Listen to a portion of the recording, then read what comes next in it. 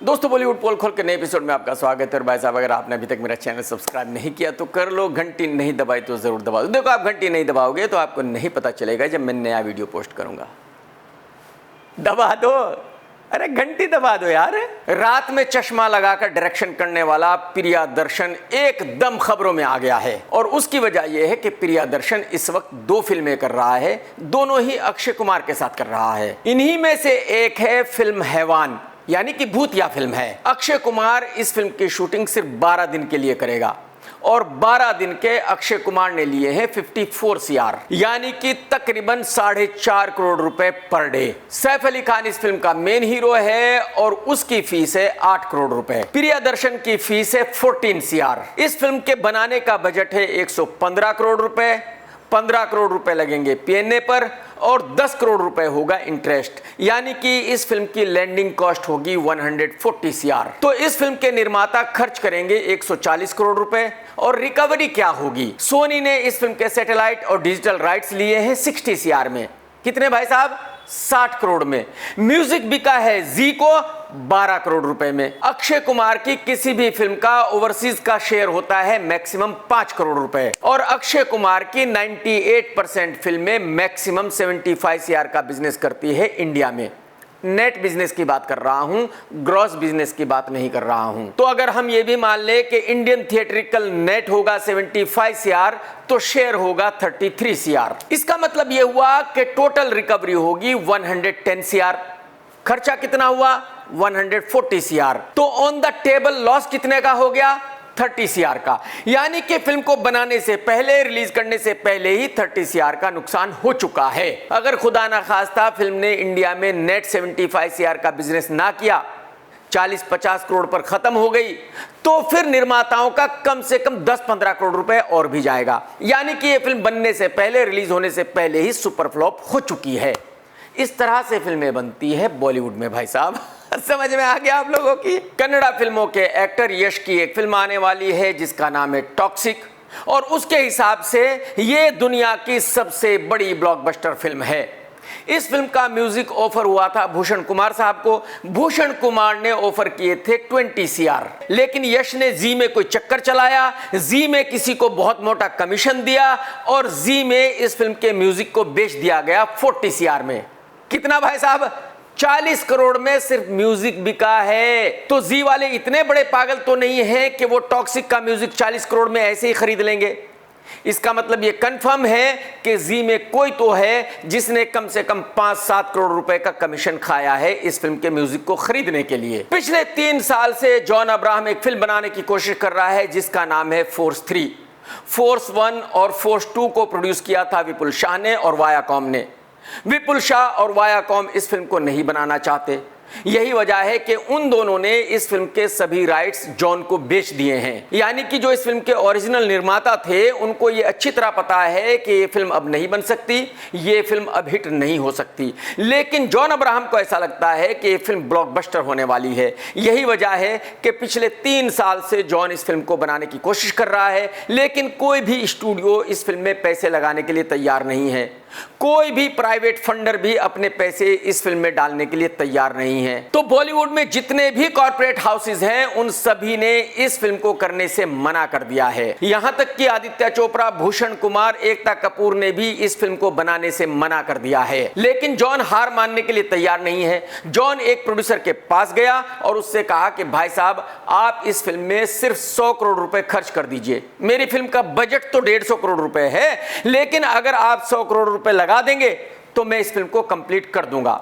उस निर्माता ने जॉन से कहा कि भाई साहब, मैं 100 करोड़ रुपए लगाने को तैयार हूं, आप मुझे अपनी प्रॉपर्टी एज ए गारंटी लिख करके दे दीजिए। जॉन इतना बड़ा कंजूस आदमी है कि वो अपनी 1 करोड़ रुपए की प्रॉपर्टी भी इस फिल्म के लिए लिखकर नहीं देगा। तो जाहिर सी बात है जॉन ने मना कर दिया कि भाई गारंटी तो मैं नहीं दूंगा, अगर आपको लगता है कि ये फिल्म अच्छी हो सकती है तो आप पैसे खर्च कर दीजिए, नहीं तो नहीं।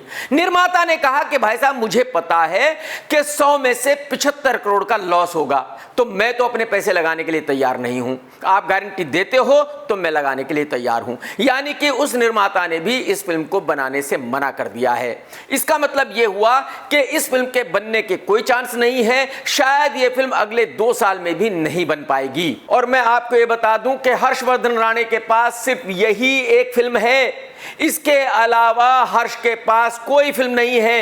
एक उमंग कुमार की फिल्म है शीला, जो बनकर रेडी है और बहुत ही वाहियात फिल्म है। यही वजह है कि जी ने उस फिल्म के सैटेलाइट और ओटीटी राइट्स खरीदने से मना कर दिया है। उस फिल्म को 10 छोटे छोटे निर्माताओं ने मिलकर बनाया है, उनके पास पैसे नहीं है पीएनए के खर्च करने के लिए, तो शायद वो फिल्म कभी भी रिलीज ना हो। हर्षवर्धन की सारी उम्मीदें इसी फिल्म फोर्स 3 पर थी और इस फिल्म को हर्षवर्धन ने सिर्फ 4 करोड़ रुपए में साइन किया था, लेकिन जब वो फिल्म बनेगी ही नहीं तो वो 4 करोड़ रुपए भी हर्ष को मिलने वाले नहीं है। और मैं आपको ये बता दूं कि हर्ष ने इस फिल्म की वजह से कई फिल्में करने से मना कर दिया।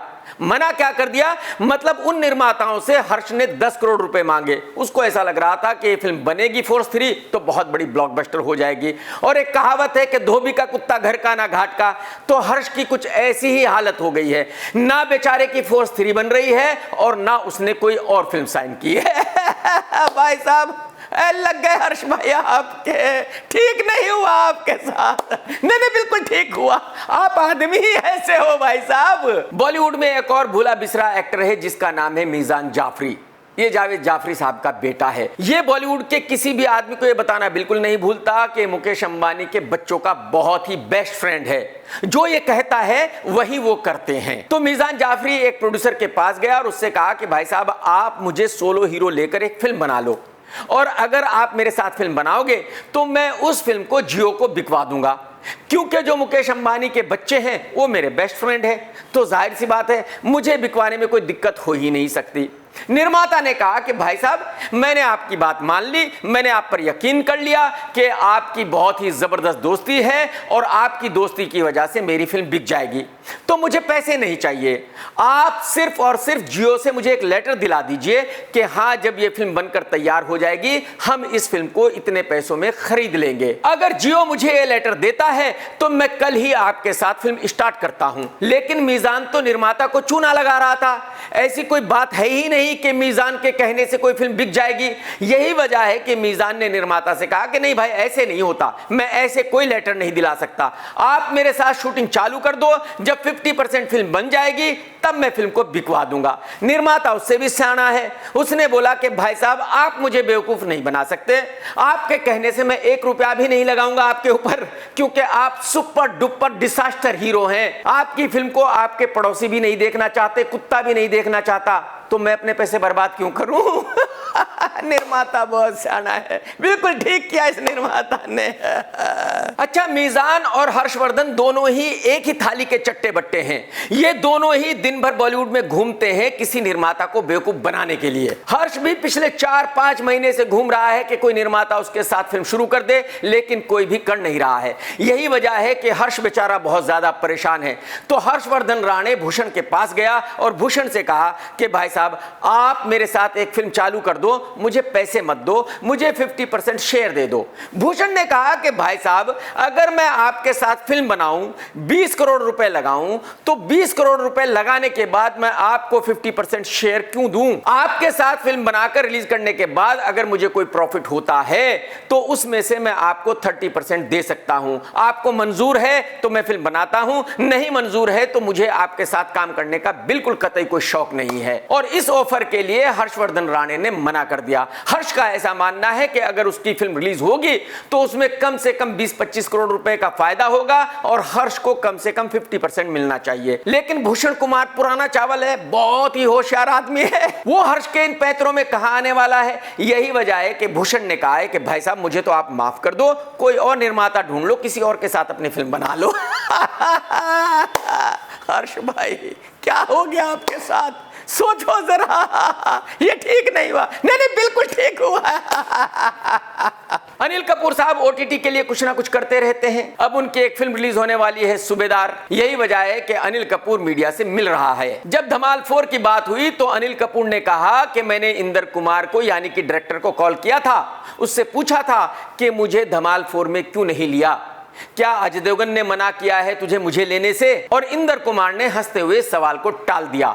तो यानी कि अनिल कपूर को पूरा यकीन है कि अगर उसको धमाल 4 में नहीं लिया गया तो सिर्फ और सिर्फ अजय की वजह से नहीं लिया गया। अजय ने इंदर कुमार से कहा होगा कि भाई साहब अगर आप अनिल कपूर को लोगे तो मुझे ये फिल्म नहीं करनी है। फोन, ए भाया क्या चल रहा है, चलना पिक्चर करते। ए हिंदू, क्या हो गया तेरी टोटल धमाल? यार लिया नहीं तूने मेरे को पिक्चर में, चलो ठीक है कोई बात नहीं। अजय ने मना किया क्या? तो अपना ये चलता रहता है। अनिल कपूर ने आगे ये भी बताया कि उसके घर में उसका कोई भी फैन नहीं है। क्या करें यार, they only want to work with young boys. जो सीनियर भी है वो भी मेरे साथ काम करने को रेडी नहीं है। उसके घर में उसकी बीवी को भी नहीं पता कि वो क्या कर रहा है क्या नहीं कर रहा है। यानी कि उसके घर में किसी को नहीं पड़ी कि अनिल कपूर कहां जा रहा है, कहां से आ रहा है, क्या कर रहा है, क्या नहीं कर रहा है। अनिल भाई, बुढ़ापे में सबकी हालत ऐसी हो जाती है भाई। आपकी हालत ऐसी हो गई है तो कुछ अलग नहीं है मेरे भाई। बॉलीवुड के रियल टाइम बंटी बबली को तो आप जानते ही हैं, यानी कि राज कुंद्रा भाई और शिल्पा शेट्टी। इनके ऊपर कोई ना कोई केस होता रहता है। ऐसा शायद कोई ही महीना जाता हो जिसमें इनके ऊपर कोई नया केस ना होता हो। अब राज कुंद्रा के ऊपर एक और केस फाइल हो गया है बिटकॉइन में फ्रॉड करने का, और इसी की वजह से राज अपना बयान पुलिस को देने गया था। जरा देख लीजिए।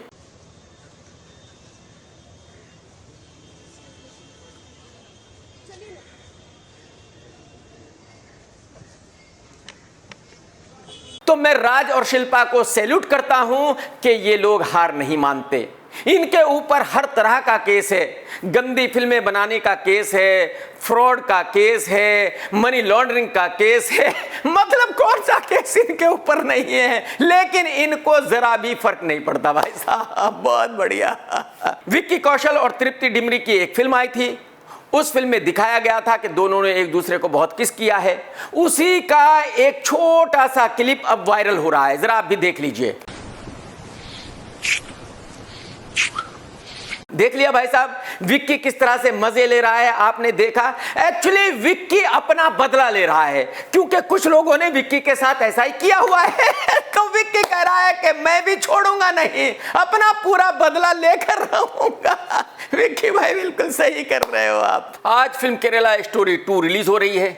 केरला स्टोरी बहुत बड़ी हिट हुई थी और केरला 2 को लेकर बहुत भारी बवाल मचा हुआ है। इस फिल्म पर रोक लगवाने के लिए हाई कोर्ट में केस चला और हाई कोर्ट ने सीबीएफसी यानी कि सेंसर बोर्ड से पूछा कि भाई ऐसी फिल्म को सर्टिफिकेट कैसे दिया गया रिलीज होने के लिए। लेकिन सेंटर की सरकार ने अदालत को जवाब देते हुए कहा है कि इस फिल्म को सर्टिफिकेट दिए जाने की कोई प्रॉब्लम नहीं है। इस फिल्म को अगर सर्टिफिकेट दिया गया है रिलीज होने के लिए तो बिल्कुल सही दिया गया है, इस फिल्म में कुछ भी गलत नहीं है। इस फिल्म के निर्माता निर्देशक ने एक प्रेस कॉन्फ्रेंस भी रखी थी। वहां काफी लड़कियों को बुलाया गया और बताया गया कि इन लड़कियों के साथ सच में ऐसा हुआ है जो फिल्म में दिखाया गया है। लेकिन कमाल यह है कि उनमें से कोई भी लड़की केरला की नहीं थी। कोई मुंबई से थी, कोई देहरादून से थी, कोई मेरठ से थी, कोई राजस्थान से थी, मतलब कहीं बाहर बाहर की लड़कियां थी। यही वजह है कि प्रेस कॉन्फ्रेंस में बहुत हंगामा हुआ। Which is a wonderful state. You are destroying the state. You are responsible, not us. We are. But you produced the ladies from Maharashtra, Rajasthan, Bihar. Then where is the Malayali ladies? Sir, in Supreme Court, what the sender itself submits, there is no love jihad. जो वहां पत्रकार थे उन्होंने कहा कि भाई आपकी film का नाम है केरला स्टोरी 2, तो जब कोई केरला की लड़की ऐसी है ही नहीं तो आपने इस फिल्म का नाम केरला स्टोरी 2 क्यों रखा है? आप इस फिल्म का नाम उस शहर पर रखिए जहां की लड़कियां आप लेकर आए हो। कहने का मतलब यह है कि जो इस फिल्म के निर्माता निर्देशक हैं वो अच्छे से इस फिल्म का प्रमोशन कर रहे हैं। उनको पूरी उम्मीद है कि ये फिल्म बहुत ही बड़ी हिट होगी। लेकिन बाकी के बहुत सारे पत्रकार, बहुत सारे लोग नाराज हैं और उनका कहना यह है कि ऐसी फिल्म को रिलीज नहीं होना चाहिए। अब ये जनता फैसला करेगी कि ऐसी फिल्म को रिलीज होना चाहिए, देखा जाना चाहिए या नहीं देखा जाना चाहिए। अक्षय कुमार की फिल्म भूत बंगला का पोस्टर भी रिलीज किया गया और टीजर भी रिलीज किया गया। इस टीजर में अक्षय कुमार कुछ ऐसी हरकतें कर रहा है जिसकी वजह से लगे कि हाँ ये एक भूतिया फिल्म है, इस फिल्म को देखते हुए लोग डरेंगे। लेकिन जब मैंने अक्षय कुमार को वो हरकतें करते देखा तो मुझे डरने के बजाय हंसी आई।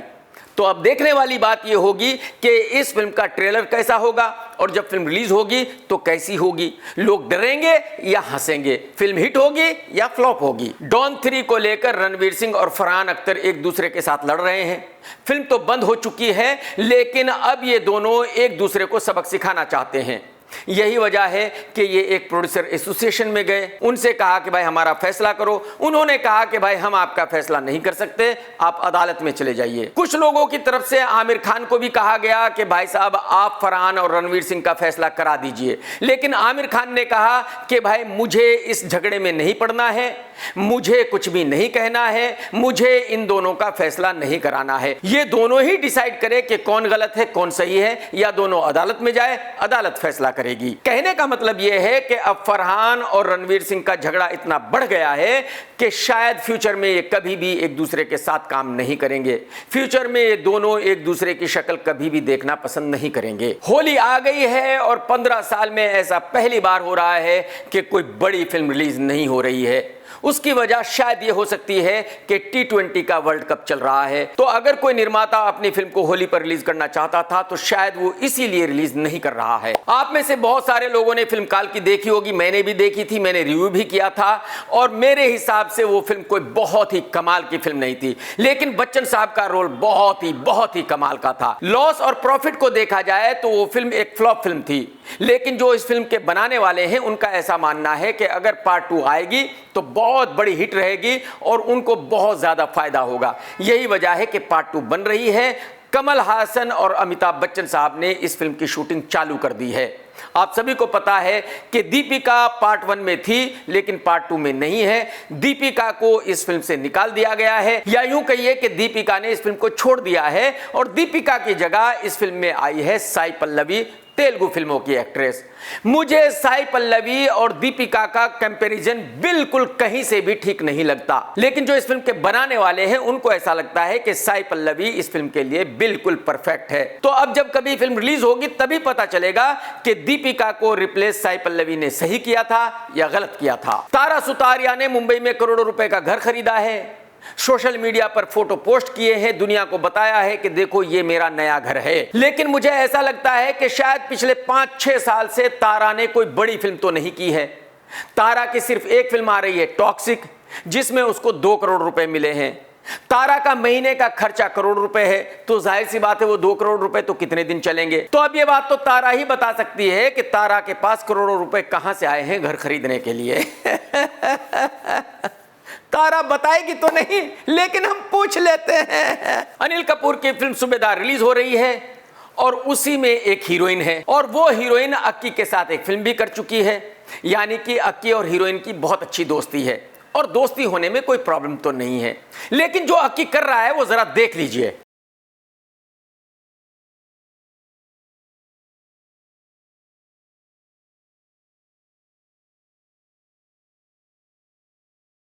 अक्की भाई, आपके बच्चे बड़े हो गए हैं मेरे भाई, अब तो थोड़ा कंट्रोल कर मेरे भाई।